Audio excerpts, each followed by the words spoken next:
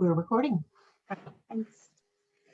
Hello and welcome to the Community Affairs Committee, the CAC webinar today, a guide to building and sustaining a vendor partnership. My name is Anne-Marie Queenie and I am the CAC chair. And thank you very much for joining us today. Our presenter, Sree Pattabiraman, and she is an incoming STC board member and a past STC Carolina chapter president. And as a reminder, everyone will be muted, but please post your questions or comments. We have questions in the Q&A panel. Sree has left time at the end of the webinar for questions, and Aaron and I will monitor the panel. So now it's my pleasure to turn over the program to Sree. Thank you. Thank you, Anne-Marie. Hello, everyone. Thank you all for being here today. Like Anne-Marie mentioned, I'm going to be sharing about STC Carolina's journey to building and sustaining vendor partnerships.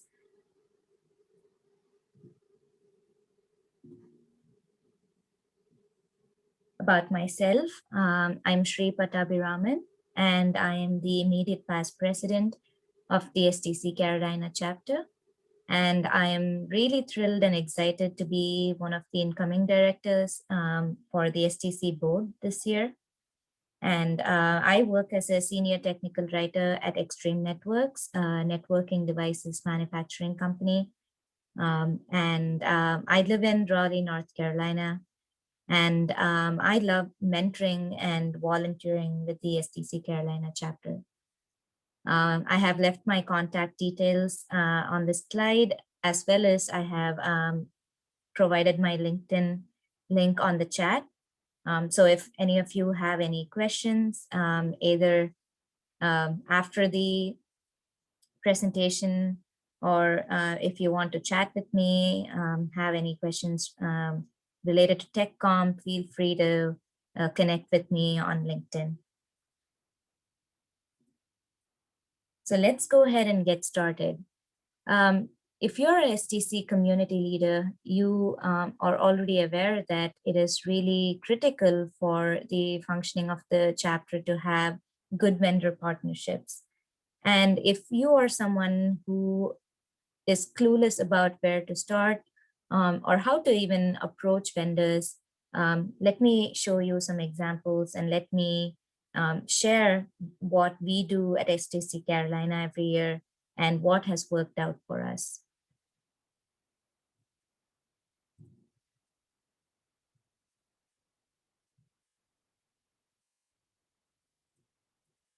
Some of the tried and tested methods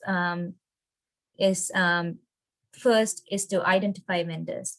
So for instance, when you are looking to identify vendors, ensure that you contact someone in the technical communication or related field.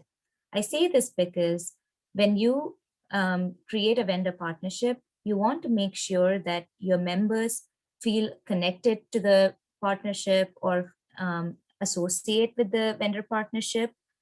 So you don't want to be too removed from the TechCom field when creating member and vendor partnership. Example is, when you're wanting to approach vendors, one of the things that we have done is to look at our membership roster. And the reason for this is it is always helpful to have referral than to send out cold emails. It has been much more successful in our case to have past members, our community leaders refer us to vendors and put us in touch with them. So when you are identifying vendors, the first place for us that we have used is our current chapter leaders and past leaders.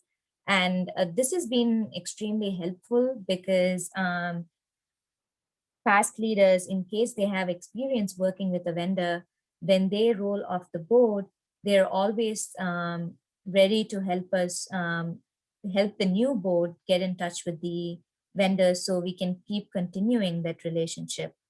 And like I mentioned before, look for vendors that align with your community's strategic goal.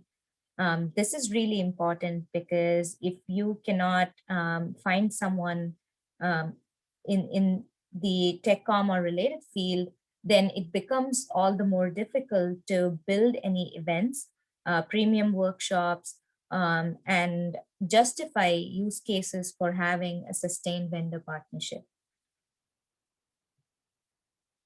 Let's talk about referrals for a minute here. So, like I mentioned before, we have had current leadership and past leadership help us with vendor partnerships. For example, one of our STC Admin Council members was able to put us in touch with somebody from Madcap Flair, and we were able to strike a partnership with them a couple of years ago. And this person was able to get us this partnership because they already had a working relationship with Flair.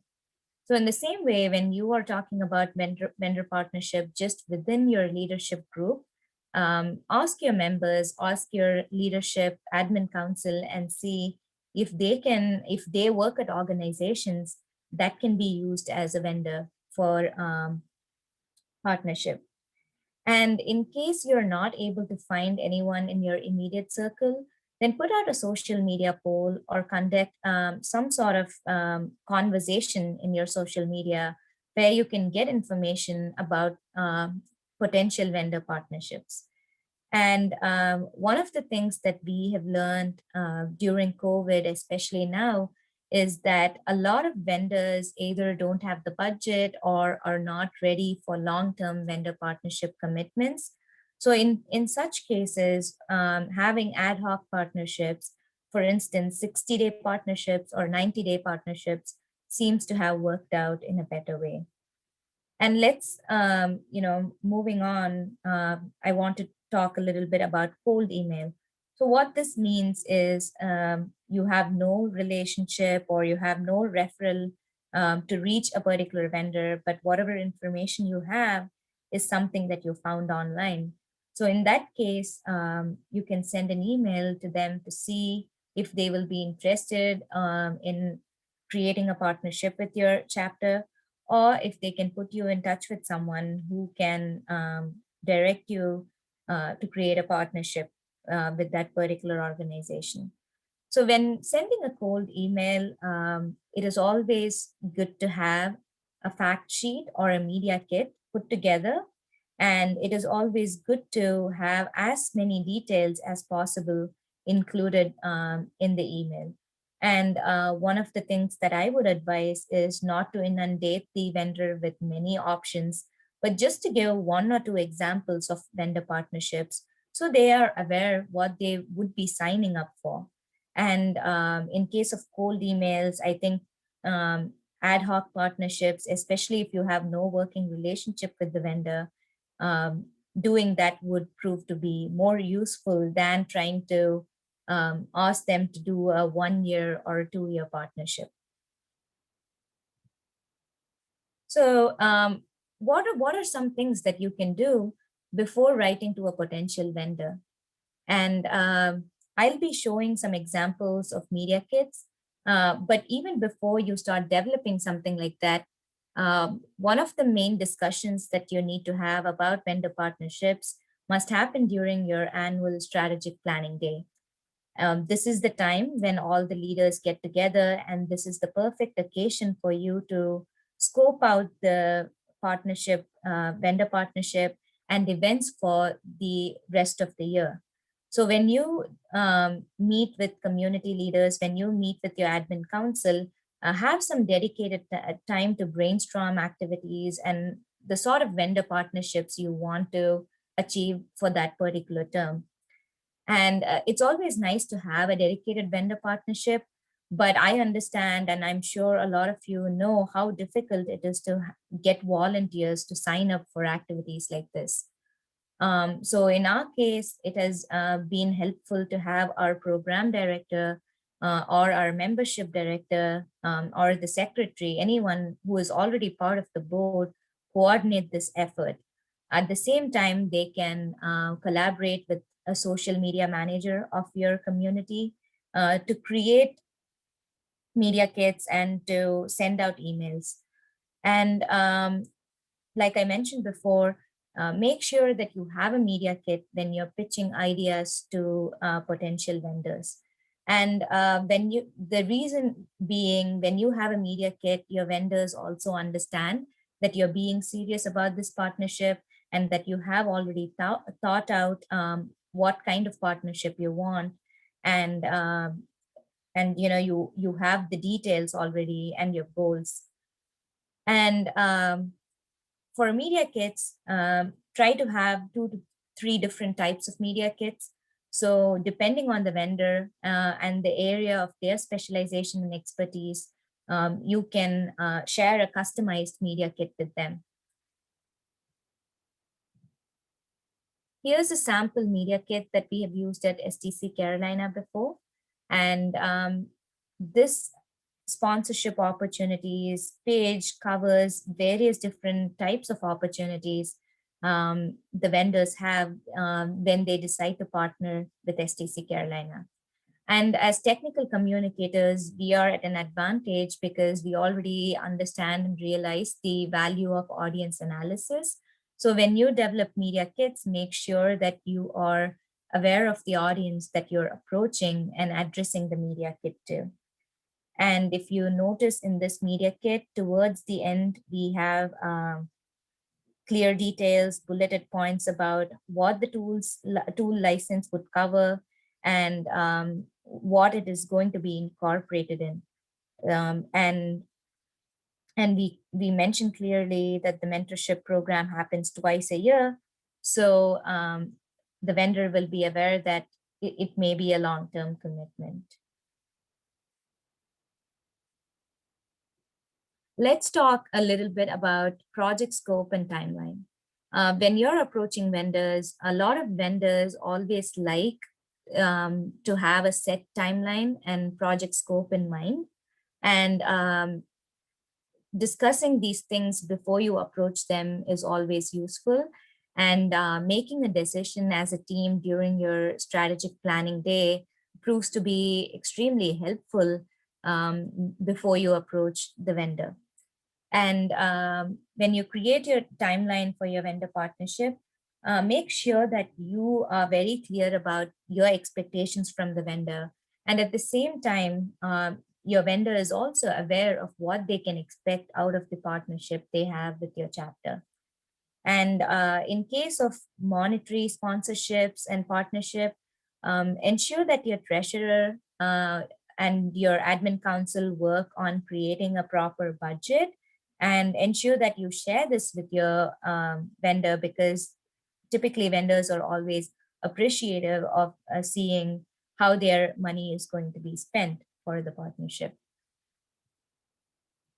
Some more examples of vendor partnerships that we have had at STC Carolina. We've had software licenses for our members, especially in the mentorship program. And a couple of years ago, we had a partnership with Madcap Flare. And this year, we have a partnership with Oxygen XML. And I want to elaborate a little bit more on how these partnerships have been. So during both the partnerships, I feel that we have been extremely successful in building workshops and events around the partnership. And in case of Madcap Flare, we were able to offer a premium workshop where somebody from Madcap Flare actually came and taught the participants about Flare. And we were able to offer licenses to people in our mentoring program. So we started using that as a baseline, and we follow something very similar with Oxygen XML too. So in case of Oxygen XML, we received licenses for members in our mentoring program. So our mentoring program is for 3 months, but Oxygen was kind enough to offer license for 6 months to all our mentoring members. So in this case, what we did was we created a 3-part workshop on structured authoring, and we brought someone in from Oxygen to come and show the mentees how Oxygen can be used to its full potential. And this has been particularly, one of the interesting observations that we have seen in our chapter is this has been attracting more student members and people who are new to the field and career changers, and especially people who are between jobs. In this last year, we have seen more people join us, and people who want to create and build portfolio pieces, they have found it extremely useful. And some of the other partnerships that we have had is, having panelists for Career Day and speakers for premium workshops. And we've had mentors to volunteer for our mentoring event. And we've also had sponsorships concerning, just one particular event where they would sponsor gift cards for speakers or panelists. And so there are like different ways in which you can partner. But if you're looking exclusively at software partnership, make sure that you are able to build a program around creating opportunities for software vendors for them to showcase their product, and at the same time ensure that your members are able to use those products to its full potential. So once you get a vendor partnership, what are some of the steps that you can take to make sure that your vendor partnership is successful? When we signed up Flare and Oxygen XML at STC Carolina, one of the things that we've been doing is heavily promoting them on social media channels, and including them in our newsletter, and making sure that our members are aware of this partnership. And we have also created blog posts for promoting the vendor. And towards the end of the vendor partnership, we have had people write testimonials about the vendor and how they have benefited from using the tools sponsored by the vendor. And we've had membership social, where we have invited someone from the company, the sponsoring company, and we've had exclusive events where we have had like someone from the software vendor come and talk about the product and various ways it can be used. And one of the other things that we have done is promote the vendor at various TechCom programs in and around the area.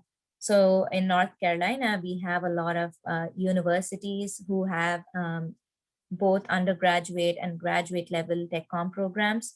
So we make sure that students in those programs are aware of our vendor partnerships. And some of the other things that we have done is we have looked for ways in which we can make the vendor participate in our monthly events, and how we can incorporate them in our premium events.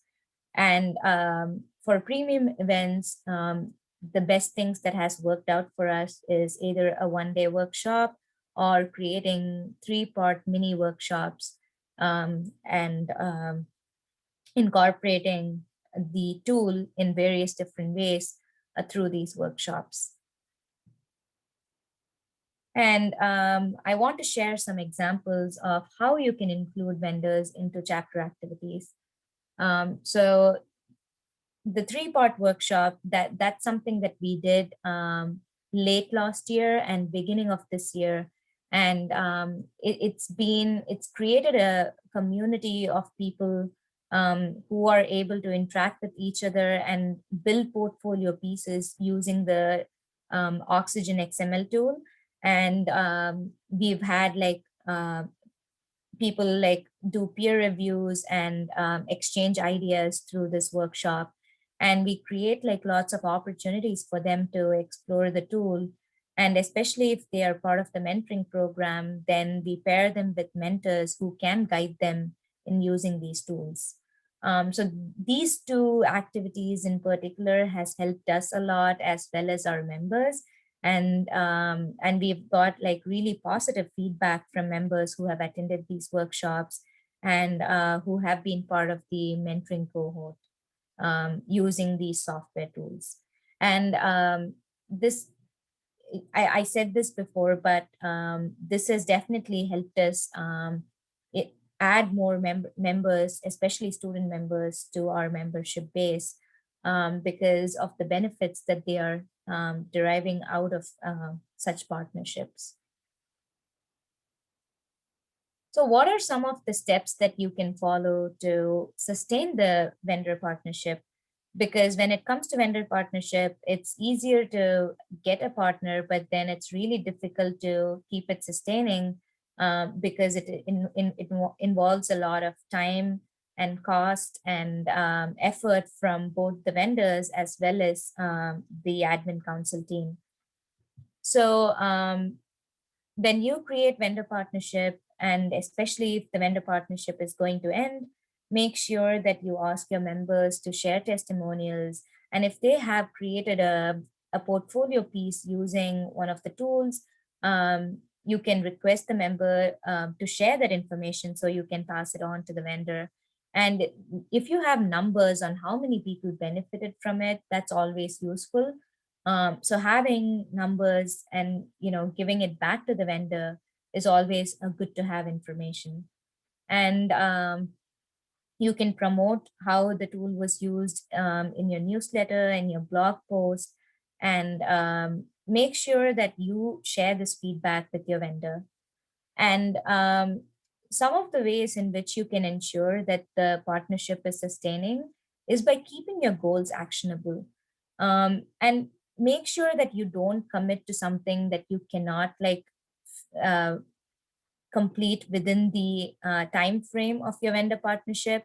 Say, for instance, if your partnership is going to be just for 60 days, then make sure that you only give the expectations to the vendor that can be whatever you want to do. Make sure you can finish it within that stipulated time frame. And even when sharing testimonials and blog posts, be consistent with it, especially if it's going to be a long-term partnership. Make sure that you go back every quarter or every other month and go back and tell your vendor how the partnership is going and how people are using the tool. And when you create events and when you create workshops, even if the vendor cannot be an active part of it, still you can continue to share information about chapter events with them, because you never know when they may be able to continue a partnership, or they may be interested in attending something that may not necessarily be their area of specialization. So when creating events, you don't have to necessarily create exclusive events with the vendors all the time, but it's always good to have a combination of events created using the tool, and also have events in which the vendor can passively participate. And this brings me to the end of my presentation. And if you have any questions, please feel free to put that in the chat and I'll try my best to answer it. Okay, thank you, Sree. This is very informative, and we do have some questions. And so this is from Bobby, and she wants to know, do the vendors have expectations regarding minimum attendance?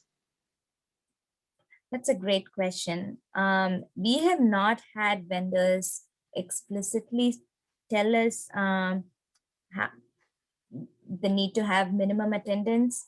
But in the past, especially if it has been premium events, and if it has been a monetary sponsorship, then yes, we have had some vendors who have requested a certain, percentage of ticket sales, or we've had like vendors who've told a certain number of like minimum attendance. Yes, but we've not had like tools vendors give us any guidelines on like minimum attendance. Does that answer your question, Bobby? I'm looking at the chat. Yes. Okay. She has that. And Okay, Addison says this was very helpful. Thanks. Well, you Thank know, you, Addison. while we're waiting for some more questions, I guess I do have a question, and I think you touched on it, but um, now, do you have someone who is like dedicated to this vendor partnership, like a liaison or a manager, or does the whole council work on this? So we have the program director and the our mentoring coordinator and the president work on this. Okay. Um, Yeah, it'll be nice to have a dedicated vendor coordinator, but then we haven't had much luck getting someone to spend time on this, and especially since we are the main admin council is present during the strategic planning day. We just divided the work between between like few people on the admin council, and depending on the type of partnership had um, we've had like we have consulted with our treasurer or the membership director, depending on whatever we want to do. But then the media kit and we also have an email template that we send out to vendors. So that was all developed by the president and the programs director and the mentoring coordinator. all right. Yeah. Well, that sounds like it would be a good approach because, like you said, you have mentoring and you have all these different um, areas of the council. So it sounds like a group effort would be good. I was just curious. We do have some more questions. This is from Bob, and he says, "Do you have any tools to locate vendor contact information? We are using Rocket Reach." Yeah, so we don't use any exclusive tool to reach vendors, but what we do is we have an Airtable spreadsheet where we have the details of vendors that we have collaborated with in the past, um, and vendors who've been sponsors for event space or for food. So we have different categories, so we do have like a spreadsheet that we maintain, and our mentoring coordinator has like a database of all the companies in this area and members who are like working at those companies. So in case we want to contact someone, we first see from our membership list if there is someone that works at that particular company, and we try to contact the member first before approaching anyone else at the company. Okay. We have another question from Bobby. What is the size of your chapter and how much has it grown as a result of these partnerships? So our chapter at the moment, we have 60 plus members. But last year at one point we had over 100 members. And I know that before that it was hovering in the 70s and 80s. So we definitely had like a good jump, especially in student members, because we wanted to increase our student membership. And we got over 10 student members in 2020. But then since the pandemic, our membership has taken a hit, which I think is similar to what a lot of other chapter leaders have been sharing too. But when we had like vendor partnership, both with Flare and with Oxygen, we've had like people attend these premium events, and people sign up for the mentoring cohort. Those two programs have been like hugely successful the last couple of years. Okay.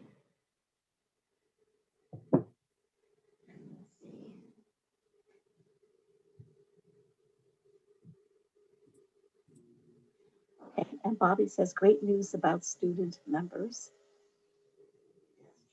Thank Thank you, Bobby. Yes, it's always nice to have student members, and especially if they volunteer, and if we can, train them for ad hoc volunteer positions, it's always nice to have them.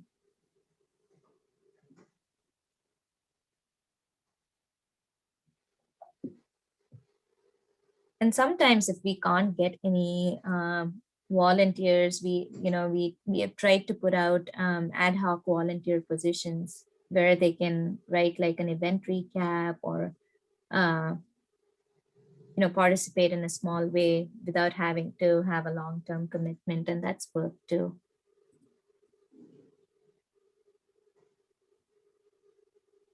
I'm just looking just to see. I just want to give everyone another moment to see if there's other questions. But I think you've answered everyone's questions. And again, Sree has mentioned that she's available right uh, after the webinar or more additional questions or guidance. So that's great. And so I'm looking now at the Q&A panel, and I don't see anything. So I believe all our questions have been answered. So again, thank you very much again for this informative webinar. And I thank everyone for attending. And everyone have a good day. Thank you. Thank you for having me. And this ends the webinar.